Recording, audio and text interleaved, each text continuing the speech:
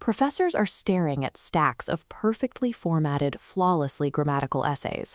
Students are handing in work that looks complete, but took seconds to generate. The standard response is a losing battle of detection and punishment. Schools ban the websites and buy software to catch students in the act, creating a cycle of constant suspicion. Martin Brossman and Dr. Justin Rose suggest that this tension reveals a deeper structural issue.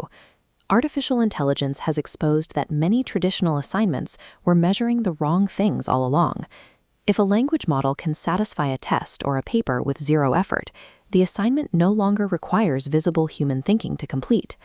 Large language models prioritize statistical probability over factual accuracy.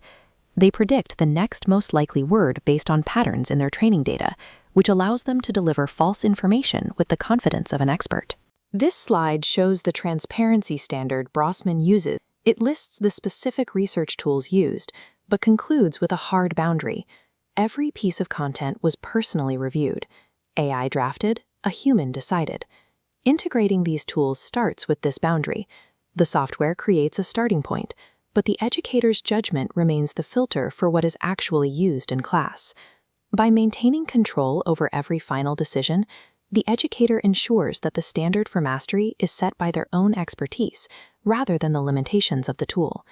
To maintain that control, you need a repeatable workflow for every interaction with these tools. We call this the OIE framework: observe, interrogate, edit. The process begins with observing the output, reading it fully without attempting to fix it yet. Then you interrogate it against the standards of your discipline, checking if it reflects mastery. Finally, you edit. You strip out generic phrasing and add your specific voice, institutional context, and your knowledge of the students in your classroom. This framework is the mechanical barrier that prevents software from defining the standard of success in your course. Design and communication tasks move faster when AI builds initial assessment rubrics. Prompts that specify exact, observable student behaviors for every grading level prevent the system from defaulting to generic language. This template for the engagement pillar includes brackets for the student's background and specific cognitive targets.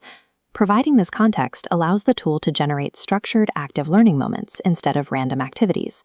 For feedback, you can feed a student's rubric scores into the prompt to generate aligned language. The tool drafts a response that identifies a strength, names a gap, and suggests a concrete next step, saving hours of repetitive typing. Outsourcing the structural drafting across these 4 pillars buys back your time. You can focus your energy on evaluating the evidence of actual student thinking. These 4 pillars require a governance roof, a set of ethical boundaries that make integration safe for the classroom. The most critical rule involves data privacy. You must never paste identifiable student information, names, or sensitive educational records into a public generation tool. You also have to guard against blind trust. These models carry embedded biases that can warp feedback, and AI detection software is often prone to false positives.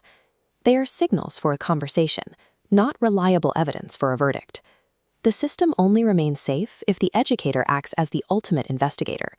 The software can propose a flag or a grade, but the instructor makes the final decision every time. If the software is handling the repetitive drafting and the structural outlines, the core job of the educator must shift. The work is now in redesigning the learning experience. Assignments must demand personal context and the solution of novel problems that require a visible thinking process, things a language model cannot replicate. This new standard should be codified in a clear syllabus policy. Tell your students exactly what is permitted, what requires disclosure, and what constitutes a violation. The danger lies in an educator voluntarily stopping the exercise of professional judgment, something the software cannot replicate. This technology offers a faster way to reach a first draft. It places a higher premium on the educator's ability to act as the final safeguard for truth and rigor in the classroom.